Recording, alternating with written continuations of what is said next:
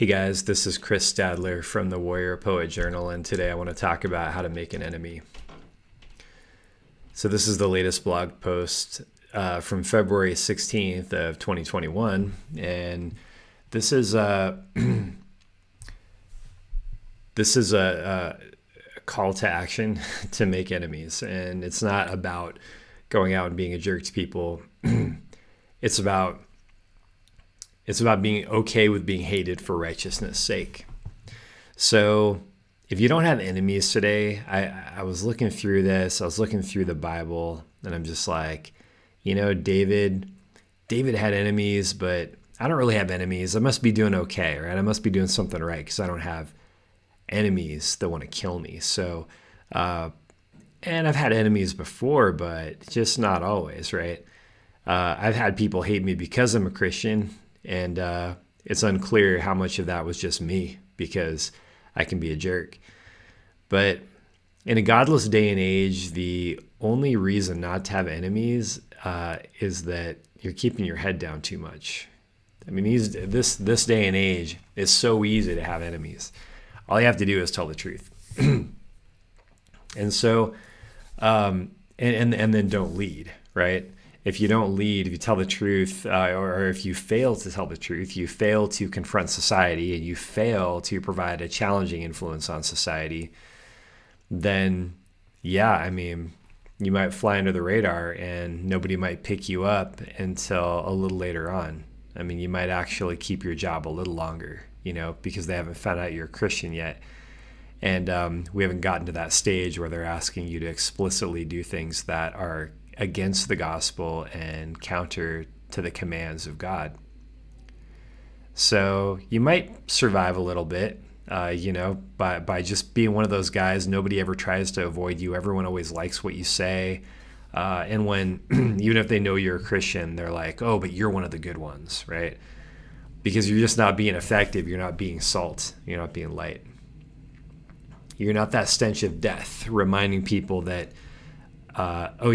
I am a sinner and I have chosen to reject God, and nobody wants to be reminded of that, and you're not reminding them of it, so they're super comfortable around you.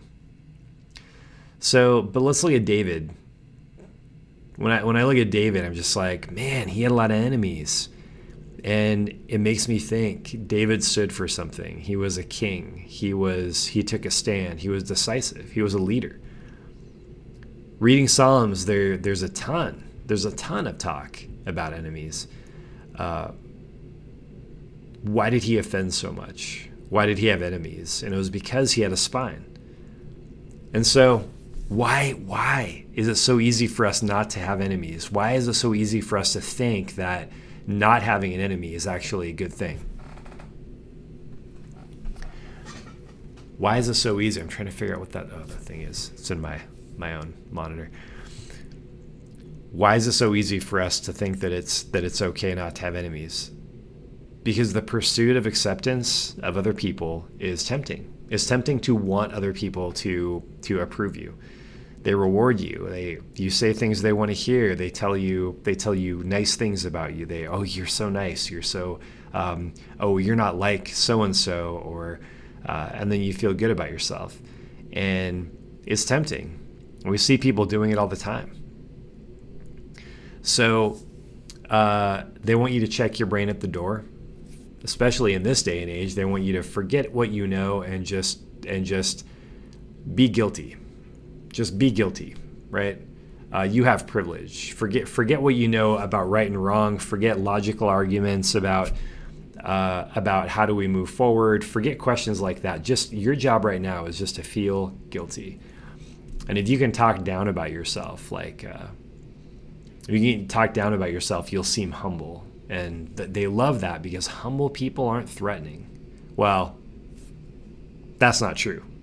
But unobtrusive people aren't threatening, and they want you to be unobtrusive. And if you have a false sense of humility, they love that because false humility is not threatening. Because when you're falsely humble, you're trying to gain someone's favor, and if you're trying to gain someone's favor, well, you're at their mercy.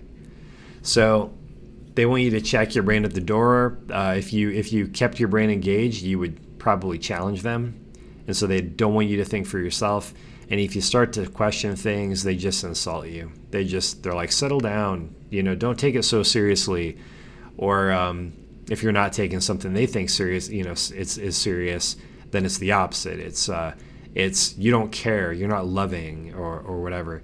And so no matter what you do, you're not going to win if you're trying to please them. So might as well tell the truth, right? All right, so why do they do it? Why do they try so hard to push you to be to obey, right? Why do they try to push you so much? Well, it's because there's some combination of dominance and fear. Of course they want to control you, right? Everybody has that, I guess, that urge. Maybe not everybody, but to some degree it's understandable. Maybe they want to control. But the other part is that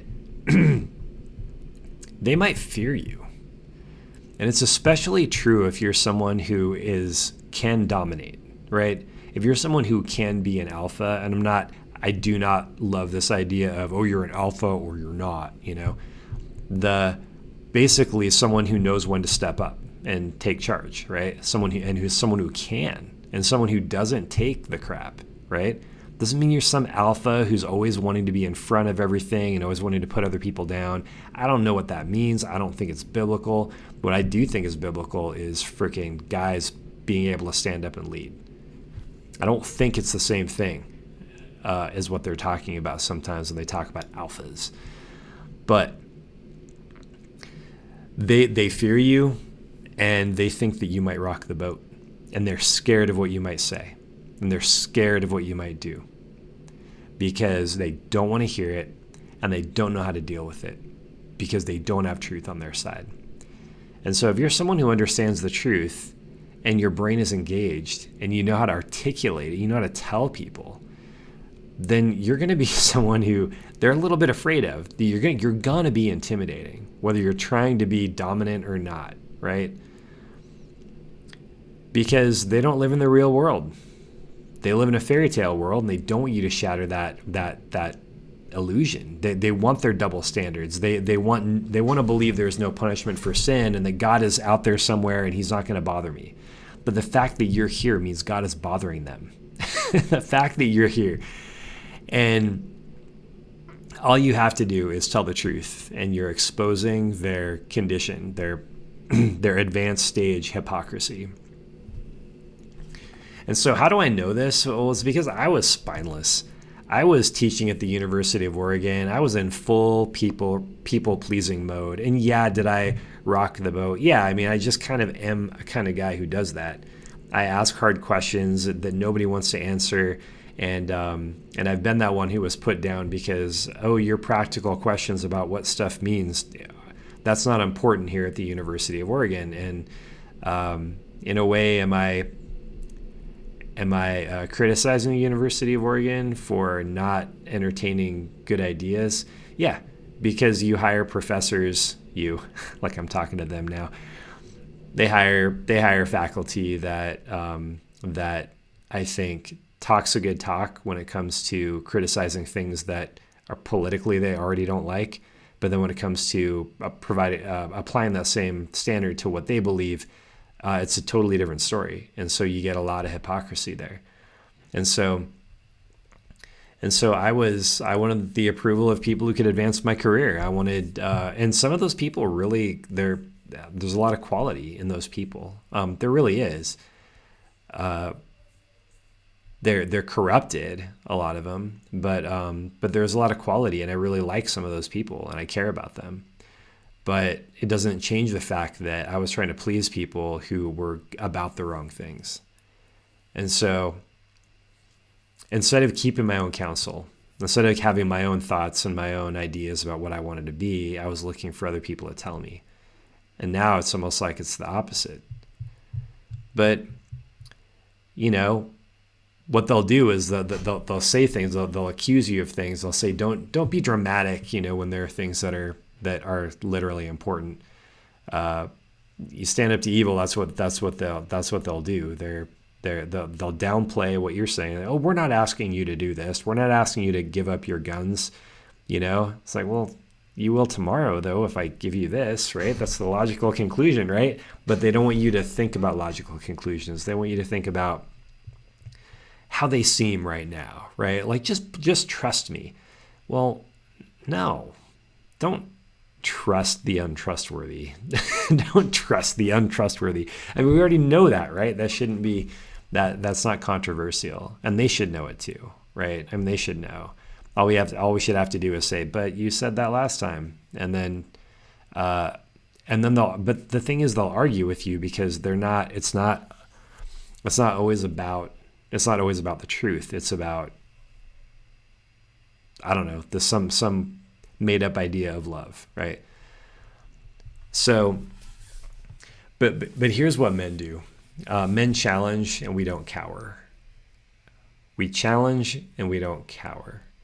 And so, as much of a hypocrite, as much as spineless as I was, I still held to my values. I didn't stand up to a bunch of people a lot of times, but I kept to my values to a certain extent. And then what really changed, well, that's a different story. That's a whole different podcast, blog, whatever this is. Men challenge, we don't care. We're here to challenge wrong and be used by God to punish evil in one way or another, in whatever way he decides we should be used. So I can think of a lot of examples. So there are U.S. military servicemen who were sent to Afghanistan, and they killed some bad people. In Iraq, and they killed some bad people. And in different parts of the world, and they're killing bad people. But a lot of times I think Christian men we're supposed to stand up for the truth. We're supposed to be able to worship under persecution, and we're supposed to be the anvil that God uses to break people or to mold them into who he wants them to be. So what do I mean by that? Well, first of all, we have to take what we think is being a badass dude and turn that into what God thinks. Allow him to tell us what it actually is. I love what C.S. Lewis says in a book, That Hideous Strength. He says that God is so masculine that we all are feminine in comparison. And that's kind of awesome.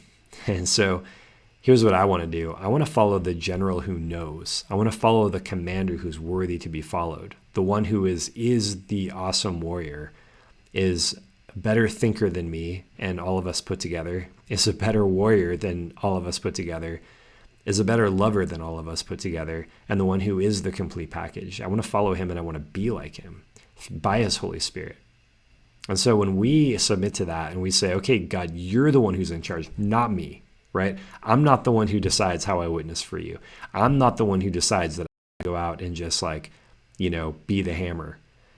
Sometimes I'm the anvil. In fact, in all cases, we're the anvil. He uses us, and we can either be used in his will or we can be used as someone who is outside of his will. To be used in his will. This could be simply sharing the gospel in love. And it can also be by doing your job as a cop or in combat. It can come through persecution when those in power have the ability to punish you and in various ways, various and creative ways we've seen throughout history, but they can't break your faith in God. And no matter what your role or situation, we're called to tell people the truth, whether they want to hear it or not. And it's not wrong. In fact, it's the opposite of not wrong. It's way more extreme than that. It is right, and it is what we must do. And so the caveat, the qualification is that we have to do this with love and with skill, with ability. We have to be able to break through, and we have to be able to be articulate, and that doesn't always mean using big words or whatever. It just means being loving and straightforward. Telling them about his love, telling them about his judgment. All right, so this is what causes them to question their faith, their lack of faith, or whatever they believe in. And so as they see this, and as they see you being under persecution, but you having this spine of steel and this love, this unbreakable love for God, then that questions their beliefs. You become the anvil and God is the hammer. The Holy Spirit is the hammer. And if they decide to harden their hearts, so be it. It's not your job to convert them or decide what their fate is. It's God's job. Your job is grace and truth. That's it. Your job is grace and truth. The grace to love and make it easy for them to join your side, and the truth to tell them about the reality of reality and why they should want to accept your lifeline to the real world rather than the world they're living in. So how do we do it? Well, you have to have substance. Bring substance. The ability to land heavy blows. That's substance. And again, whether that's shooting with skill from your AR-15 or your M4, or whether that's singing in prison when you're in chains. Think about how we doubt the truth sometimes. Think about how we doubt the truth sometimes. Even when we know it, and then think about people who don't have the truth and how they must feel. I mean, they can convince themselves sometimes during their best times, but the prospect of God's truth and their rebellion against it has to be constantly tormenting them, just bothering them constantly. And why? It's because the truth is powerful and it's pervasive. In other words, it's powerful and potent, and it's everywhere they look, right? Romans 1 tells us that. So the question is, how do you focus? Now, as an individual, how do you focus? How do you know what you focus on, right? Some people are like, oh, we're really into apologetics or whatever. What area of truth makes the most sense to you? And how do you, maybe that's your starting place. There are some people who argue from philosophy. C.S. Lewis did that a lot. Some people argue from just the law. Kirk Cameron and Ray Comfort do that a lot. And then there are some people who just preach the word and who are discipling, who aren't really telling people new about Jesus, or at least that's not their primary focus. But choose your scope wisely. I mean, what are you most interested in exploring and explaining? Choose that. Is that public policy? Is it apologetics? What is it? I mean, you could be a leader in government and be a godly leader in government. But man, if you do, I hope you have seriously men who are Christians who can surround you and who can help you navigate some of these things. And you need to be praying for grace, because they will try to control you, and they will use sex, and they will use money, and they will try to own you. And you cannot be owned.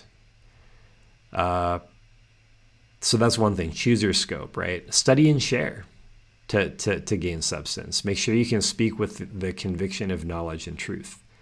That requires study, and it requires practicing sharing, telling other people. Okay, and then the third thing under substance is know yourself. How do you want to seem?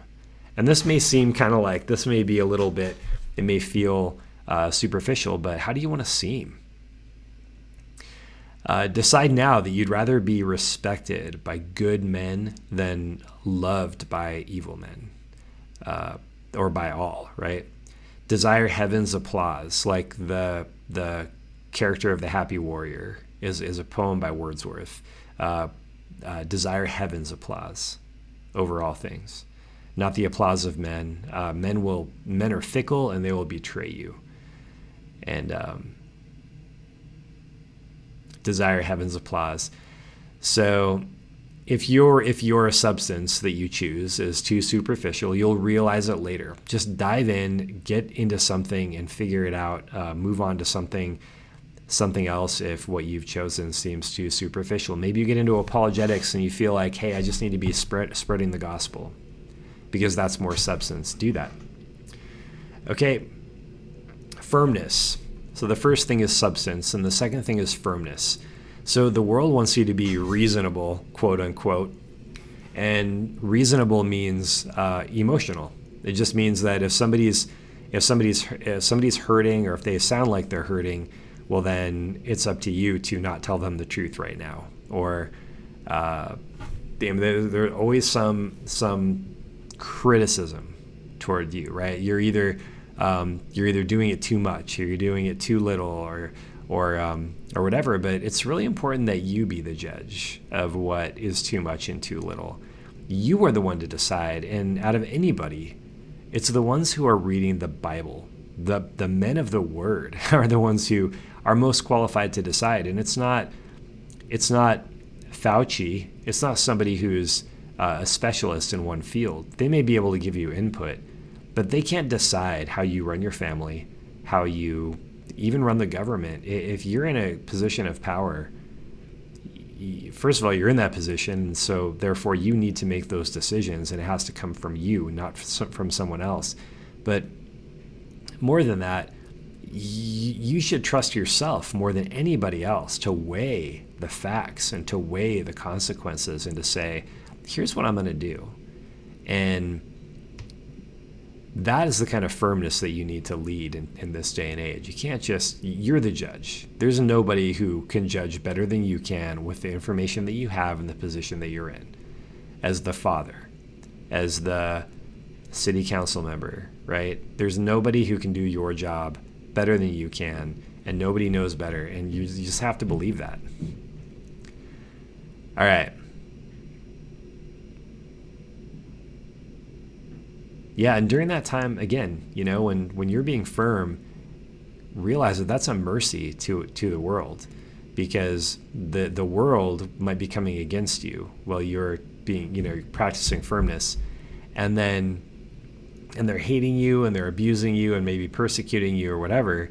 And just remember, you're the anvil and God's the hammer. You're hard. God's hard. They're the ones who are in the middle. Remember that. Right now, who's in the middle? Joe Biden's in the middle. Joe Biden is in the middle. God is the hammer. The church is the anvil. The true church, right? Those who are firm in the gospel. All right, be active. That's the third big thing, right? So we talked about, what did we talk about? Focus? What do we say? Substance, firmness, and then be active. All right, the world needs examples of real men. They may not like you, but they respect the man who stands up to their sin. They don't like it, they respect it. That's what you want. I don't care. I don't care I don't care if you like me. And I don't care if you say all kinds of things that make it sound like you don't respect me, because I'm just gonna trust that I'm doing the right thing, and I know that when people see a man who has a spine, they respect him. It doesn't matter. They can try not to. It doesn't matter. They respect him. So when you're active, every day you're showing everybody what a man looks like.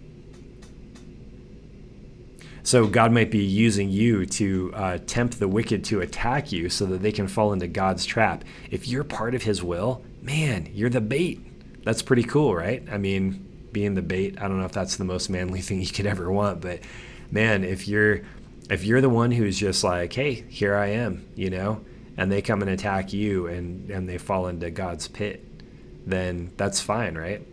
And a lot of times, yeah, it doesn't totally happen without pain for you, but that's why we trust him. That's why we develop that trust for him. All right, so when the wicked attack, those same words that you speak to antagonize the wicked, remember that they're also the ones that are so encouraging to believers. They're so encouraging to the righteous. All right.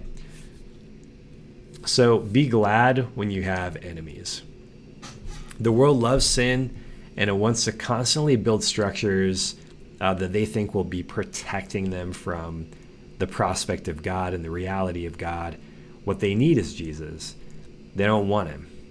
And that's the only thing that will save them. This life will be over soon. And they're building these structures, these defenses against Jesus, these buffers between the truth of God. And culture is such a buffer. Culture makes them think, oh, everybody's doing it, and you can do whatever you want. Everybody's doing it, right? And they're constantly moving things because they're becoming more corrupt. And they don't want to hear you talk about Jesus. They don't want to hear you talk about God, because then they'll have to do something about it. They have to ignore you. They have to feel guilty. They have to drink more. I don't know what they do. But these days, you don't have to be controversial to have enemies. Just telling the truth makes you a racist, homophobe, makes you mean, evil, unpleasant, antisocial. They'll throw all these untrue words at you. They don't have to be true. They just have to evoke emotions. Remember, it's emotional. We shouldn't expect them to understand. We shouldn't expect them to see the hypocrisy of their ways, because before Jesus, we're all hypocrites, right? But they don't decide right and wrong. Remember, if you're in the Word, you're much, much more capable of understanding right from wrong than they are, and you have a much clearer view. And so the fact that you're speaking the truth, it just makes you dangerous. So remember, God's the hammer, you're the anvil. So get out there and make some enemies for righteousness' sake.